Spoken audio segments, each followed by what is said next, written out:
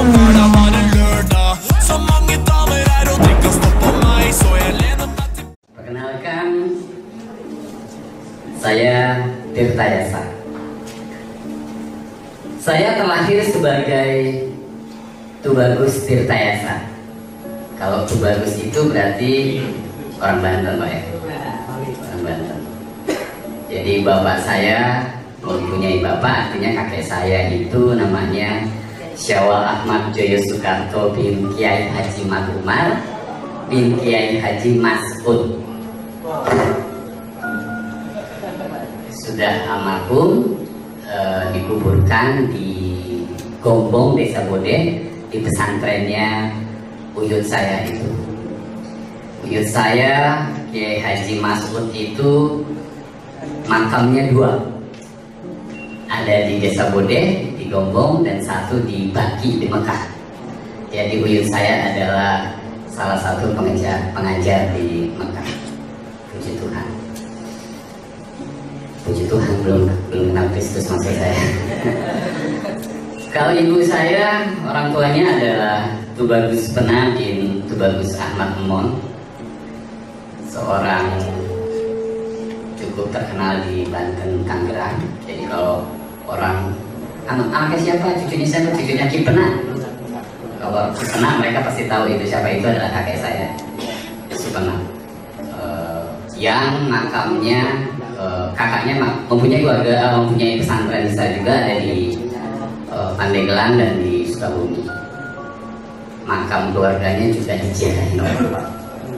Jadi dari orang tua laki, orang tua perempuan, makam-makam leluhurnya itu banyak diziarahin oleh orang-orang Muslim, terutama pada saat menjelang Ramadan, menjelang, saya sudah lupa, menjelang Tuhan. Jadi saya terlahir sebagai orang Muslim, Bapak Ibu. Muslim dari keluarga yang taat, Muslim. Saya waktu SD pagi sekolah, saya besar di Rawamangun, Mbak. Di Rawamangun, jadi SD-nya jadi Rawamangun, SMP-nya 74, SMA-nya 21 di Rawamangun. Jadi dari kecil sudah dididik mengenai paham agama Islam, karena orang tua saya Islam. Tapi bukan mau saya nih, Pak, bukan mau saya menjadi seorang Islam pada waktu itu. Tahun 71 saya lahir. Masih muda, Pak ya? Makasih dong. Jadi pagi saya sekolah, sorenya saya belajar di madrasah. Jadi di Romangun itu ada madrasah. Saya biar kata gini-gini juga pernah ikut lomba MTQ nih, Wak, kan gitu. Walaupun nggak menang kan gitu kan, tapi ikut lomba MTQ lagi SD. Lalu SMP dan SMA saya masih bergelut di dalam Islam. Lepas dari situ saya baru mengalami pendidikan pesantren di Gentur, di Desa Warung Kondang di Cianjur. Itu sepupu dari uang saya yang punya di sana pesantrennya itu. Singkat cerita, karena Bro Rudi bilang kan 20 menit aja bro ya, gitu ya. Oh 30 menit. Jangan. Jadi singkat cerita, Pak, Bapak Ibu, 10-11 tahun yang lalu, oke, skip.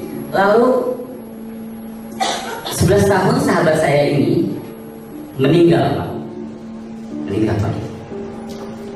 Jadi kalau orang Islam itu meninggal kan di ngaji dulu kan. Terus saya duduk. Saya waktu itu juga nggak sadar itu agama saya apa kan. Karena saya 10 tahun yang lalu itu sudah mulai terkontaminasi oleh teman-teman pergerakan, oleh teman perjuangan saya, teman main saya.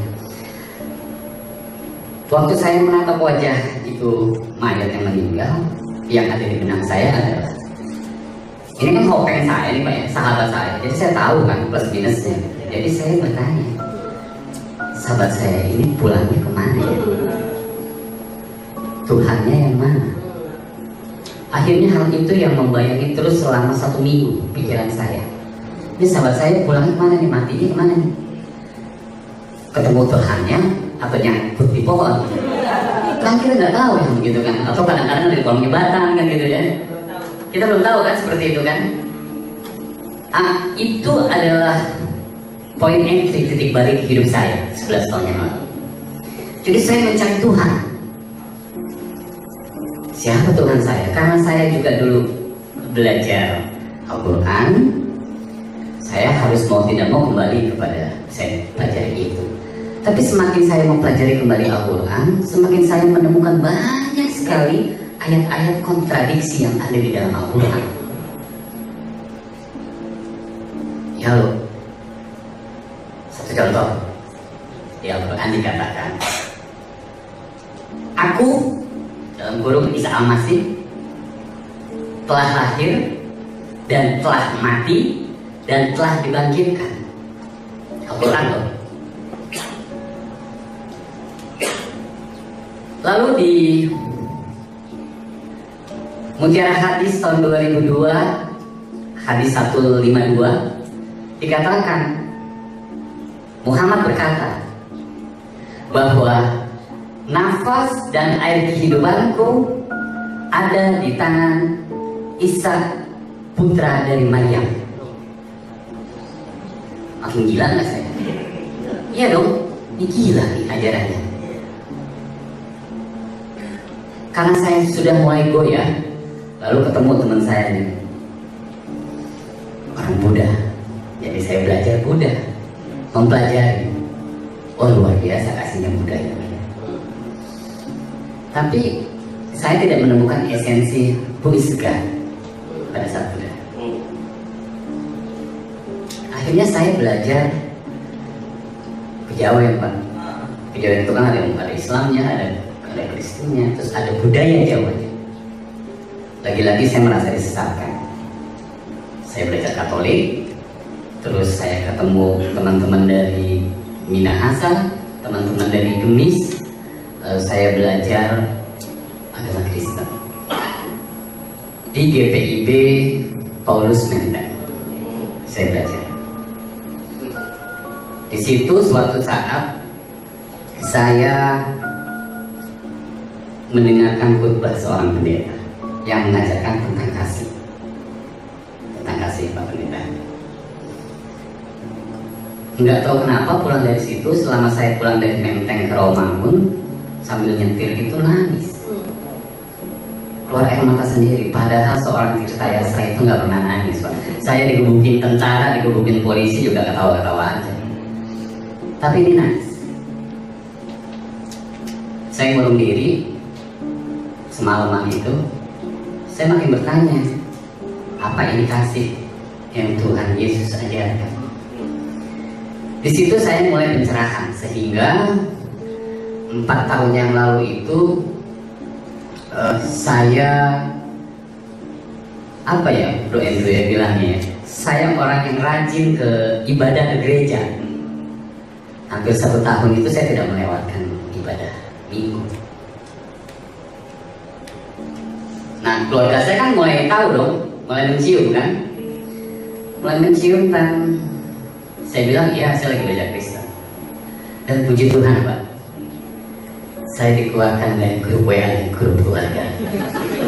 Puji Tuhan Pak, puji Tuhan. Buat saya, big deal kan, gitu kan, baru hal seperti itu kan. Akhirnya saya moving, saya cari kontrakan kan gitu ya, karena saya ingin belajar.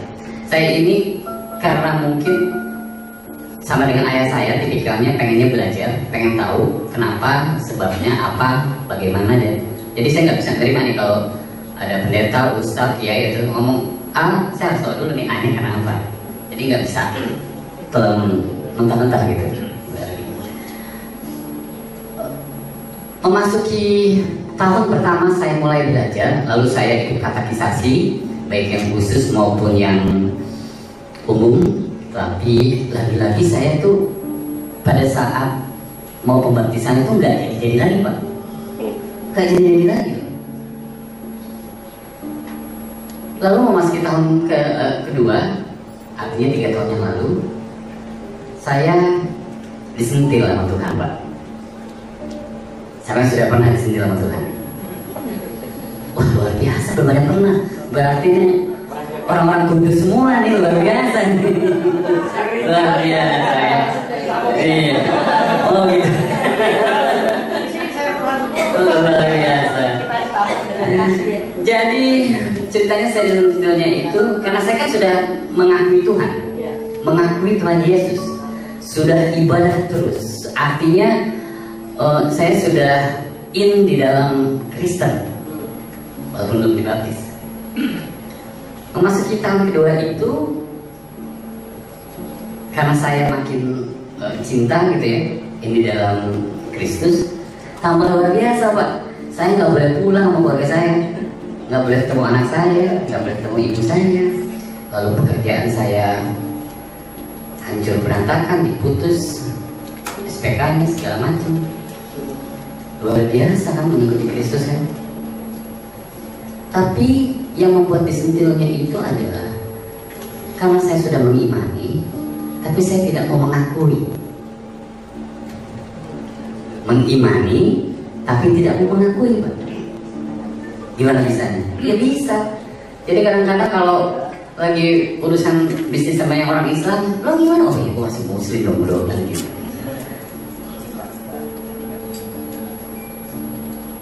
Minggunya ibadah gereja, Jumatnya kadang-kadang masih Jumatan. Artinya itu saya kan menjadi orang yang munafik, betul? Orang yang setengah menerima Yesus. Padahal saya sudah, iya ya, ini aja yang benar. Tapi saya munafik, makanya Tuhan sentil itu. Akhirnya saya tersadar bahwa saya nggak bisa begini. Saya declare di seluruh sosmed, di semua komunitas, di keluarga saya bahwa I'm Christian. Saya seorang Kristen. Dan saya seperti melepaskan beban setelah mengakui itu. Topengnya copot, karena saya bukan Ariel Pak. Kalau Ariel saya pakai topeng, untungnya bukan top Ariel. Jadi saya merasa beban saya copot semuanya, copot semuanya. Bapak Kristen kan, SKB 3 Menteri merugikan tidak? Merugikan Pak Desa? Merugikan ya? Tapi turun nggak untuk berjuang untuk itu? Tidak. Saya yang dulu masih muslim sudah berjuang untuk itu. Walaupun sampai sekarang belum selesai. Mereka masih beribadah di depan, di Taman Padang, di depan Istana Negara. Sakit nggak? Sakit. Bagaimana bisa di dalam negeri sendiri kita tidak bisa beribadah menurut keyakinan? Dan saya berjuang untuk itu, Pak. Saya sekarang masih memperjuangkan undang-undang pendidikan pesantren dan pendidikan agama, di mana itu mengkerdilkan orang Kristen, orang Katolik, orang Buddha. Bagaimana bisa ada undang-undang yang menyatakan kalau ada ponsel itu harus di atas 25 orang? Bagaimana bisa? Dan harus izin dulu. Kan luar biasa kan. Nah 2 tahun itu saya ngurus itu, Pak. Ngurus itu terus. Saya berjuang untuk Ahok, untuk Jokowi kepada bukan dia ya. Nah di perjalanan itu Pak, saya ketemu dengan seseorang yang kasihan kali ya saya, karena gembel kali ya kan gitu. Jadi kasihan, yuk kerja sama gue deh, bantu gue. Oke. Dan tidak ada hitung-hitungan gaji tuh Pak. Luar biasanya saya tiba-tiba terima aja. Padahal saya termasuk cowok mata ya Pak, kan gitu. Money oriented. Tapi saya menerima itu. Tapi mungkin itu adalah jalan Tuhan. Tanggal 19 Desember 2018 pagi, saya diminta ke apartemen beliau. Lalu dia berkata, Tirta, karena saya kan terkenalnya Tirta Yasa gitu kan ya, boleh cek di penjara lah. Bukan, boleh cek di YouTube. Tirta, kamu berangkat ke Israel. Saya orang baru, new kafir.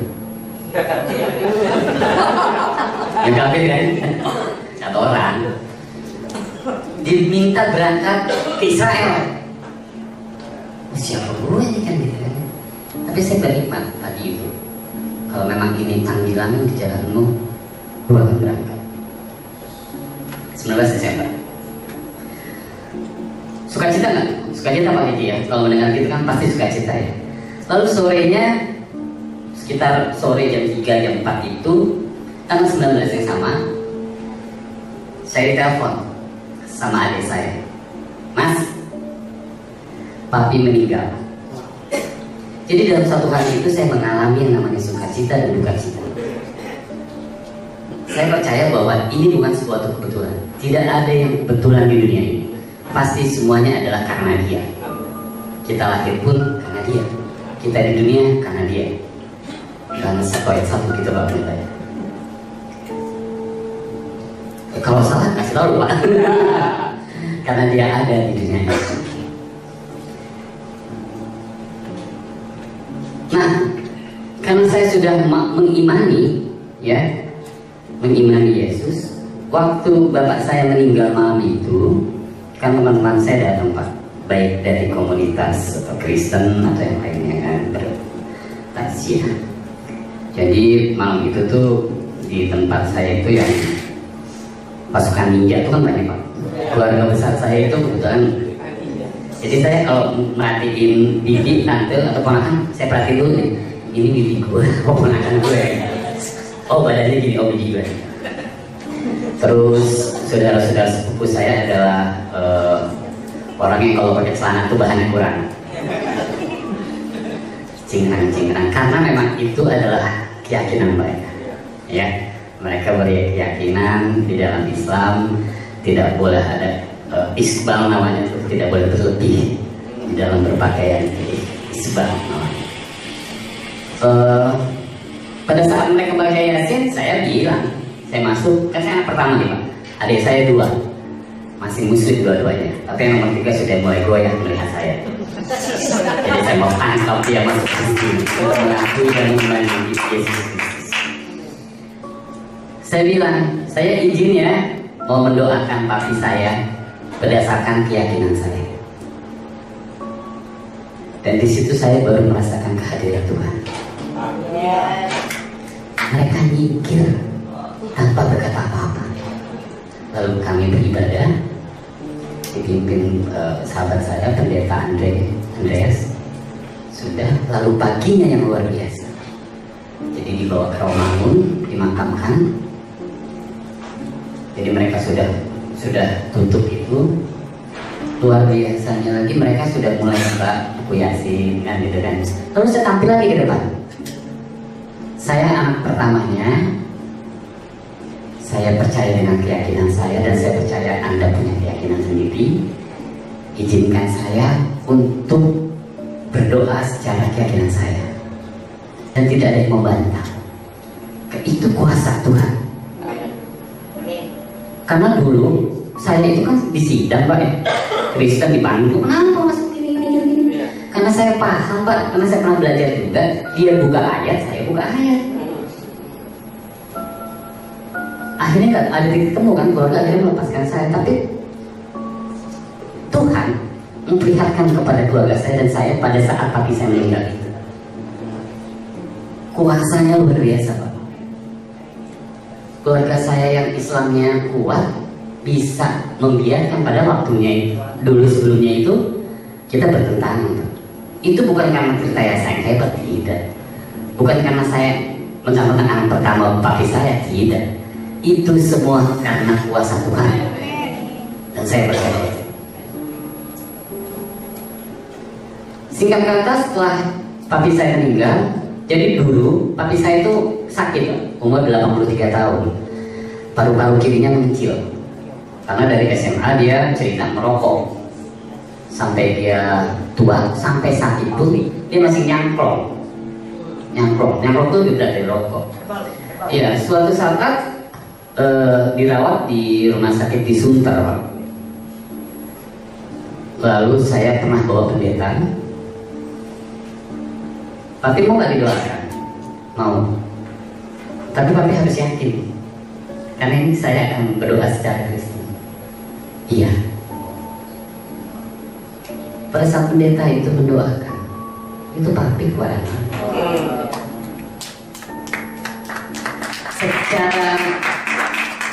secara kedagingan mungkin mereka papi saya tidak bisa mengatakan iya, tapi batin dan hatinya itu mengakui Kristus.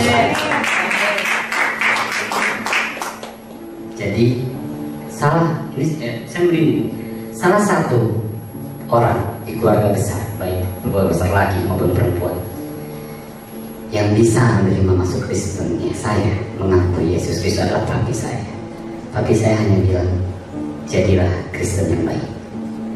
Papi saya Muslim, tapi dia bisa berkata begitu, jadilah Muslim yang baik, Kristen yang baik.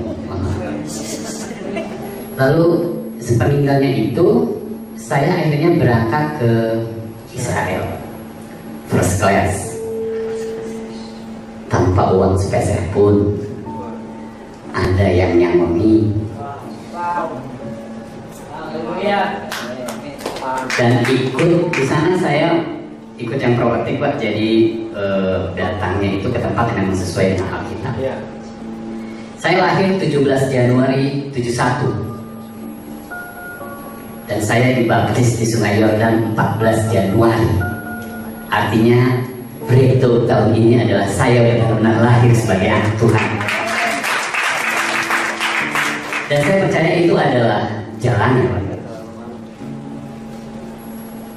Saya yakin itu jalannya, karena saya yang tadi apa Pak, new kafir Pak ya, new kafir itu baru tapi dipanggil ke tanah Tuhan.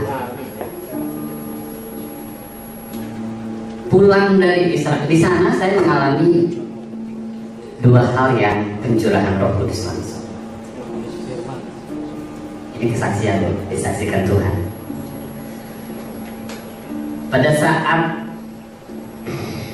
di tempat di mana Tuhan Yesus terangkat ke surga, pada saat kita ibadah, itu Pak ya, ini kayak kecil lah, ini besar banget kecil, bulan. Tiba-tiba 8-10 detik saya budak. Padahal saya lihat ini orang lagi pemakaman, lagi doa, lagi pimpin doa, yang lain berdoa, tapi saya tidak mendengarkan suara satupun. Saya pikir karena itu di ketinggian, di atas tebing gitu. Terus kami berjalan Pak ke atas makam Raja Daud, di mana di atasnya itu ada aperu. Saya berdoa lagi, tiba-tiba seorang pendeta dari Surabaya yang saya tidak kenal dan baru kenal di situ, katanya dia cari mana Pak Tirta. Lalu saya kan orangnya kan nggak mau tampil Pak, karena kebiasaan Pak kalau saya tampil pasti ditangkap polisi kan begitu. Saya ngumpet aja di belakang doanya Pak. Pak Tirta sini. Jadi saya nanti dia aku pendeta namanya Om Ling, pendetanya itu di Surabaya. Pak Tirta, saya melihat hati Bapak itu kelap-kelip, terus di dalam sangkar kayak sangkar burung besi. Lalu ada tangan membuka sangkar besi itu dan menaruh salib di hati saya. Lalu melihat saya berjalan ke atas mengenakan jubah putih dan mahkota. Saya kan nggak paham. Lalu akhirnya pada saat itu saya tanya, kan kejadiannya ini persis pada saat di sungai Sumur Mara itu pun saya kan berdoa ya. Pendeta itu nyamperin, mengucapkan apa yang saya doakan pada saya dalam hati loh. Aku bilang, saya kan nggak harus bawa, mohon maaf gitu ya. Jadi ini pendeta perempuan bisa tahu apa yang saya mau dalam hati. Masih belum percaya waktu itu. Nah disitulah saya akhirnya diajak ngobrol dan Pak Tirta siap-siap pulang ke Indonesia. Bapak harus bekerja memulihkan namanya. Jadi kemarin berangkat saya masih gondrong. Bro Andre masih ketemu nggak? Saya gondrong masih ya. Jadi saya masih gondrong, saya suruh cukur rambut segala macem. Puji Tuhan, saya mengalami breakthrough setelah pulang dari Israel, Pak. Breakthrough-nya itu sangat sederhana. Saya yang tadinya merokok bisa 4 bungkus, sekarang tidak pernah merokok 1 atau selama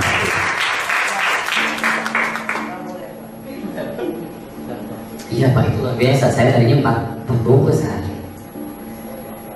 Dan saya sekarang sedang berusaha untuk memulaikan namanya. Saya akan memberikan kesaksian apapun untuk kebenaran Kristus. Saya tidak akan mengumpet-ngumpetin yang menyembunyikan apapun itu. Karena yang harus disampaikan adalah kebenarannya, bukan dogma agamanya. Bukan itu. Jadi saya itu sehingga suatu hari saya mengalami pencurahan Roh Kudus, ada sampingnya istri saya. Jadi saya tidur, tiba-tiba terguncang semua itu. Terus katanya saya mengucapkan bahasa lidah bahasa roh. Haleluya. Tapi saya takut, Pak.